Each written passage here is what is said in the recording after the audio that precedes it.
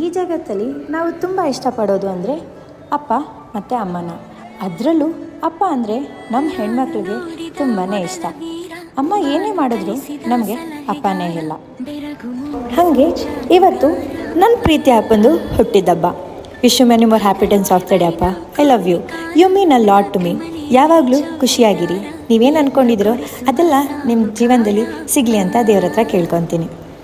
ಗದರೋ ಮೀಸೆ ಕಾರ ಮನಸೇ ಕೋಮಲ, ನಿನ್ನ ಹೋಲೋ ಕರ್ಣ ಯಾರಿಲ್ಲ. ಅಪ್ಪ ಐ ಲವ್ ಯು ಪಾ, ಅಪ್ಪ